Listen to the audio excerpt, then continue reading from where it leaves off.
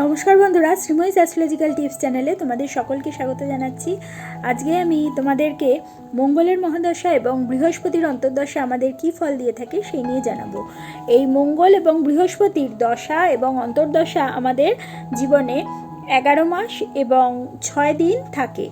এই সময় আমাদের যদি মঙ্গল এবং বৃহস্পতির অবস্থান আমাদের জন্মছকে শুভভাবে থাকে, তাহলে আশা করতে পারি আমরা সেই সময়টা ওই স্প্যানটাতে আমরা শুভ ফল পাবো।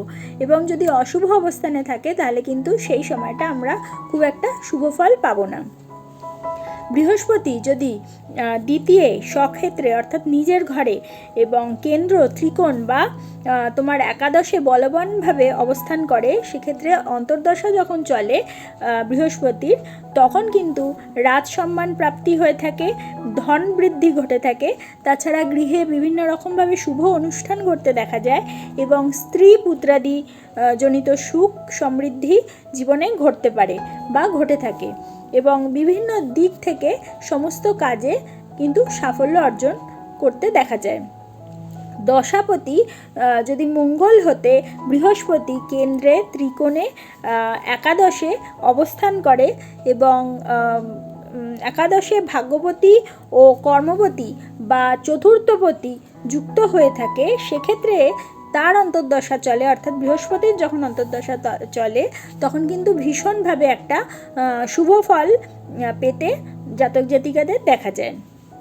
বৃহস্পতি যদি দুস্থানে অবস্থান করে, অর্থাৎ 6, 8, 12ভাবে অবস্থান করে, অথবা নিচস্থভাবে অবস্থান করে, অথবা অস্তগত হয়ে থাকে, সেক্ষেত্রে কিন্তু তাছাড়াও পাপদৃষ্ট এবং দুর্বলভাবে অবস্থান করে তার অন্তর্দশা যখন চলে, অর্থাৎ সেই বৃহস্পতির অবস্থান মানে অন্তর্দশা চলাকালীন কিন্তু সরকারি দিক থেকে বিভিন্নভাবে নির্যাতনগ্রস্ত হতে দেখা যায় এবং সরকারি তরফ থেকে নির্যাতনে ভোগ করার ফলে বিভিন্ন ভয় এবং আতঙ্ক বা মানসিক একটা সমস্যার মধ্যে দিয়ে যেতে দেখা যায়।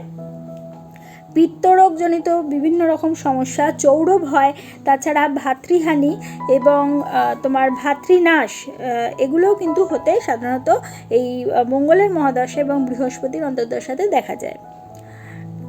এবং বৃহস্পতি যদি তোমার দ্বিতীয়পতি বা সপ্তমপতি হয়ে থাকে, তাহলে কিন্তু প্রবল জরাদি পীড়া এবং সাধারণত দেখা যায় অপমৃত্যু ঘটতে।